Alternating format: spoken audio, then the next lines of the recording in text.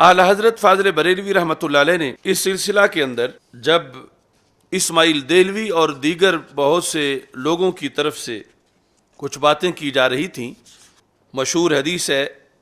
صحیح مسلم شریف کتاب الایمان میں بھی ہے، جس میں لا اغنی عنکم من اللہ شیئا، کہ میں تمہیں کوئی فائدہ نہیں دے سکتا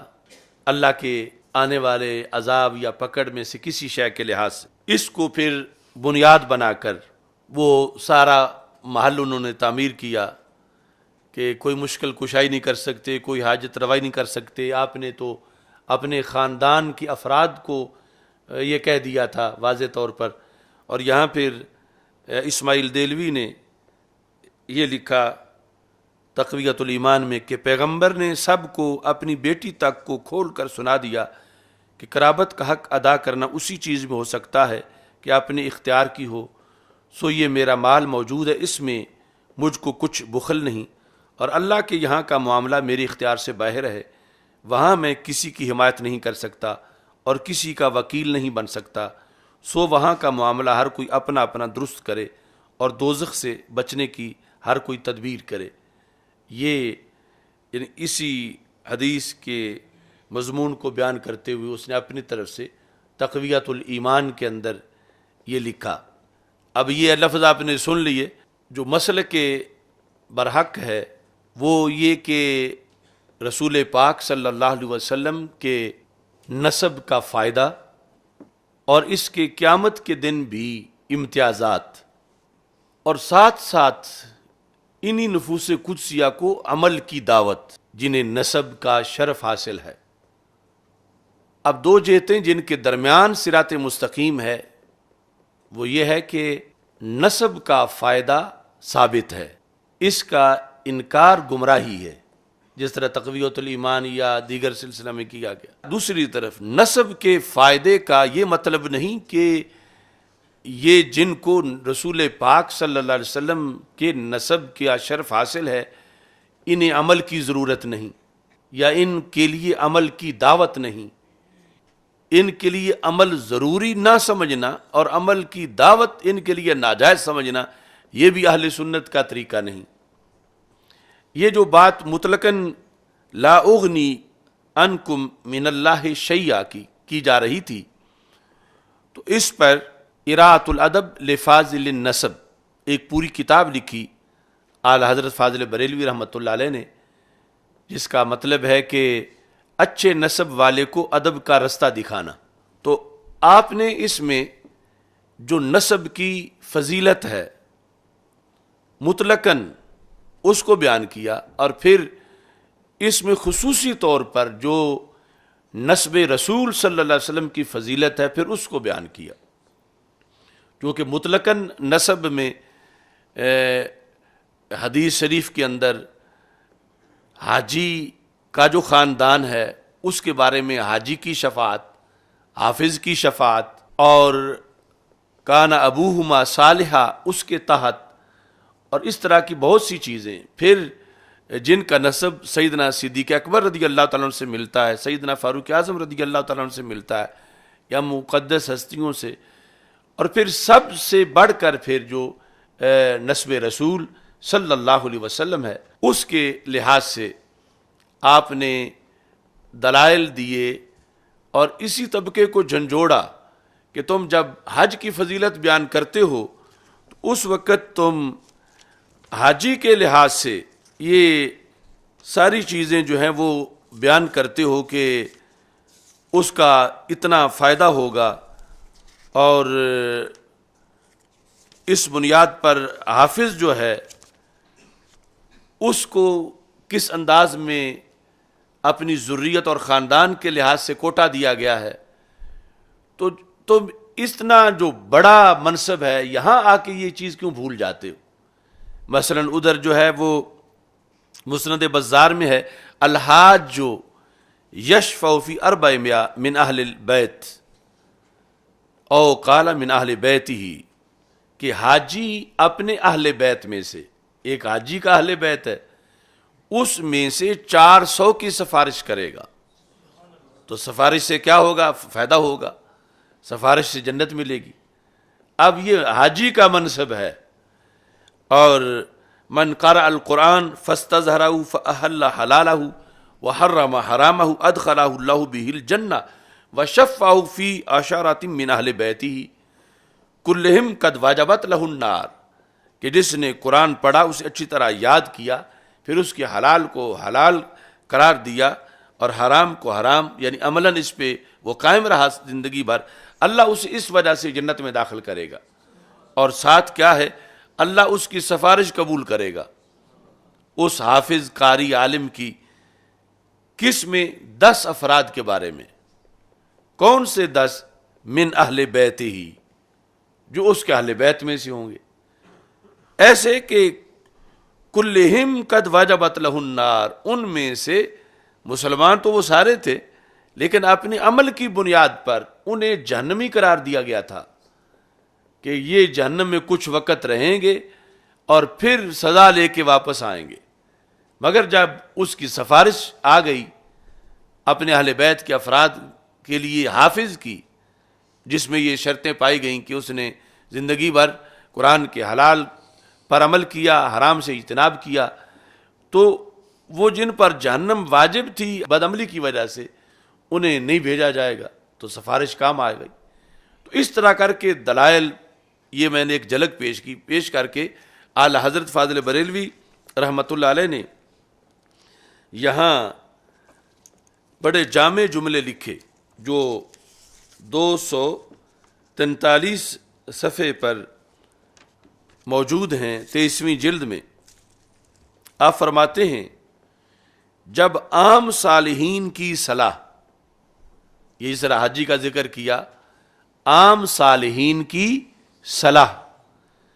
ان کی نسل و اولاد کو دین و دنیا و آخرت میں نفع دیتی ہے، تو صدیق و فاروق، عثمان و علی، جعفر و عباس رضی اللہ تعالیٰ عنہم و انصار کرام رضی اللہ تعالیٰ عنہم کی صلاح کا کیا کہنا. یعنی ایک 15ویں صدی کا حاجی یا عالم، اس کے لحاظ سے جب یہ ہے تو وہ ہستیاں تو کروڑ درجہ بلند ہیں صلاح میں جن کا ذکر کیا.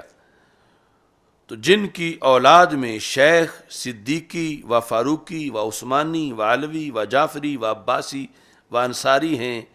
یہ کیوں نہ اپنے نسب کریم سے دین و دنیا و آخرت میں نفع پائیں گے. یعنی ان سارے خاندانوں کے جب حافظ اور حاجی اور غازی اور مجاہد کے خاندانوں کو یہ مل رہی ہے سعادت. پھر فرماتے اللہ اکبر، حضرات اولیاء سادات کرام، اولاد امجاد حضرت خاتون جنت بطول زہرا رضی اللہ تعالی عنہا کہ حضور پر نور سید الصالحین سید العالمین سید المرسلین صلی اللہ علیہ وسلم کے بیٹے ہیں، کہ ان کی شان تو عرفہ والا و بلند و بالا ہے. یعنی پہلے ان سب کا دیگر کا ذکر کر کے تو پھر خصوصی طور پر یہ جو نسب رسول صلی اللہ علیہ وسلم ہے اس کے لحاظ سے جو ہے وہ بیان کیا. اور اس میں کہا کہ اولاد امجاد یعنی حضرت خاتون جنت بطول زہرا رضی اللہ تعالی عنہا کی جو اولاد امجاد ہے وہ کون ہیں؟ کہا کہ وہ سید المرسلین صلی اللہ علیہ وسلم کے بیٹے ہیں، کہ ان کی شان تو عرفہ والا و بلند و بالا ہے. تو یعنی یہ جن کا نسب جن کی اولاد میں سے ہونا وہ فائدہ دے گا، ان میں سے پھر بھی بطور خاص جو خاندان رسول صلی اللہ علیہ وسلم اور اہل بیت اطہار رضی اللہ تعالی عنہم کے لحاظ سے جو رسول پاک صلی اللہ علیہ وسلم کا فائدہ ہے، اور پھر آگے اس نسب کے اندر جو حاملین اس نسب کے ان کو جو فائدہ ہے بلند ہستیوں کا، اس کا بطور خاص جو ہے وہ آپ نے تذکرہ کیا. تو یہاں پر اعلی حضرت فاضل بریلوی رحمۃ اللہ علیہ نے پھر اس حدیث کا جو لا اغنی عنکم والی حدیث ہے اس کا بھی جواب دیا. 249 صفحے پر یہ لفظ بولے کہ یہ جو لا اغنی عنکم من اللہ شیئا رسول پاک صلی اللہ علیہ وسلم نے فرمایا، تو یہ جامع لفظ ہیں علمی طور پر، پھر اس کی وضاحت کروں گا کہ یہاں نفی ہے، لا اغنی میں نفی ہے اغنا کی، کہ میں تمہیں بے نیاز نہیں کروں گا، مطلب یہ میں تمہیں فائدہ نہیں دوں گا، لیکن فرمایا نفی اغنائے ذاتی ہے، نہ کہ معاذ اللہ سلب اغنائے عطائی، کہ اغنا کی دو قسمیں ہیں، بے نیاز کرنے کی دو قسمیں ہیں، فائدہ پہنچانے کی دو قسمیں ہیں، ایک ہے اللہ کی عطا کے بغیر ذاتی طور پر فائدہ پہنچانا، اور دوسرا ہے اللہ کی عطا سے فائدہ پہنچانا۔ تو حدیث میں جو ہے وہ نفی اغنائے ذاتی کی ہے، اغنائے ذاتی کہ رب کے اذن کے بغیر اور اس کی عطا کے بغیر میں ذاتی طور پر تمہیں فائدہ نہیں پہنچاؤں گا، اور جو اس بات یہاں ہے وہ عطائی طور پر فائدہ پہنچانے کا، اور ہمارا مسلک بھی ہے عطائی طور پر فائدہ پہنچانے کا۔ تو اگر نفی ہوتی اغنائے عطائی کی تو پھر یہ ہمارے مسلک کے منافی تھا، جبکہ یہاں پر جو اغنائے عطائی ہے، یعنی اللہ کے اذن سے، اللہ کے دینے سے، اللہ کے دی ہوئے مرتبہ کی بدولت، وہ جو فائدہ ہے رسول پاک صلی اللہ علیہ وسلم کی طرف سے سبب والوں کو بھی اور نسب والوں کو بھی، اس کی یہاں اس حدیث میں نفی نہیں ہے، بلکہ وہ تو حدیثیں یہاں تک آتی ہیں کہ جو سکت ہے، ناتمام بچہ، ناتمام کہ ابھی اس کے سارے اعضاء بھی نہیں بنے تھے، اس حالت میں اس کی ولادت ہو گئی، تو رسول پاک صلی اللہ علیہ وسلم نے فرمایا کہ وہ بھی اگرچہ اس کے اعضاء پورے نہیں تھے، مگر جس نافع کے ذریعے اس کے بدن میں ماں کے پیٹ میں خوراک جاتی تھی، اس نافع سے وہ اپنے ماں باپ کو باندھ کے جنت کی طرف لے جائے گا، مسلمانوں کا بچہ۔ تو جس امت میں، جس دین میں وہاں تک کا قیامت کے دن کا مانا ہوا نفع توحید کے منافی نہیں ہے، اور وہ دین اسلام ہے، اور اس کو یہ مخالفین بیان بھی کرتے ہیں، تو پھر رسول پاک صلی اللہ علیہ وسلم کے فائدے پر آ کر یا ان صالحین کے فائدے پر آ کر وہ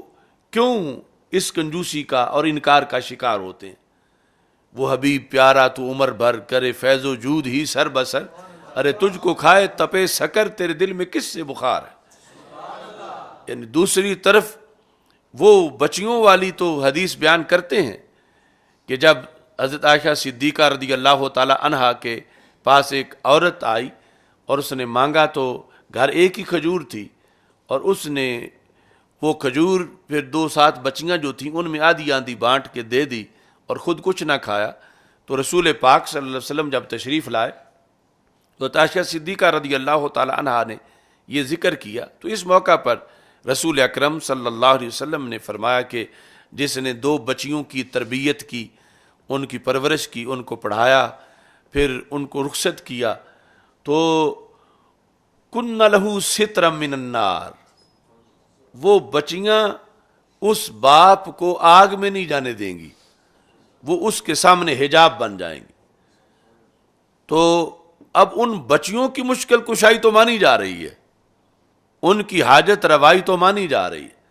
حالانکہ وہ ضروری نہیں کہ وہ بچیوں کو رابعہ بصریہ رضی اللہ تعالیٰ عنہا کے مرتبے پر ہیں، وہ مسلمان ہیں، عقیدہ صحیح ہے، کسی مزدور کسان کی بیٹیاں ہیں، لیکن ان کو یہ اتھارٹی دی گئی ہے حدیث میں، دین میں، اور پھر اس کے اندر بہت سی چیزیں ماننی پڑے گی، کیونکہ کہ حدیث میں وہ اس دروازے پہ کھڑی ہوں گی جدھر ان کے والد کو لایا جا رہا ہے، اور اربوں لوگوں میں سے انہیں یہ کیسے پتہ چل جائے گا کہ ہمارے باپ والد کس گیٹ پہ آ رہے ہیں، اور گیٹ جو ہیں وہ بڑے بڑے ہیں، ہزاروں میل کھلے ہیں، اور پھر ایک گیٹ اور دوسرے گیٹ میں بڑا فرق ہے، اور پھر قیامت کی ہولناکیاں اور پھر فرشتوں کا دبدبہ، لیکن وہ جس کو گرفتار کر کے فرشتے جہنم کی طرف لے جا رہے ہیں، اس بیٹی میں اتنی پاور ہوگی کہ جب یہ ہاتھ پکڑے گی اپنے ابا جی کا تو فرشتے چھڑا نہیں، وہ نہیں کہیں گے پیچھے ہٹو یہ تو ہم نے جہنم میں لے جانا ہے، کہ انہیں پہلے اللہ تعالیٰ کی طرف سے یہ سمجھا دیا گیا ہوگا کہ آج اس کی بیٹی کی بات مانی جائے گی، وہ اس کو جنت لے جائے گی تو تم نے روکنا نہیں۔ تو یہ ساری چیزیں اب دین میں مانی گئی ہیں، تو ان کی وجہ سے توحید میں کوئی نقصان نہیں آیا۔ تو پھر یہ دوسری طرف رسول اکرم نور مجسم شفیع معظم صلی اللہ علیہ وسلم کا فائدہ اور صالحین کے نسب کا فائدہ اور پھر نسب رسول علیہ السلام کا خصوصی فائدہ جو اس سے کروڑہا درجہ بلند و بالا ہے، اس کو ماننے سے پھر توحید کے منافی کیسے ہو سکتا ہے؟ تو اس بنیاد پر اعلیٰ حضرت فاضل بریلوی رحمۃ اللہ علیہ نے اس کا ذکر کیا کہ نفی جو ہے وہ اغنائے ذاتی کی ہے، یہ نفی اغنائے عطائی کی نہیں ہے۔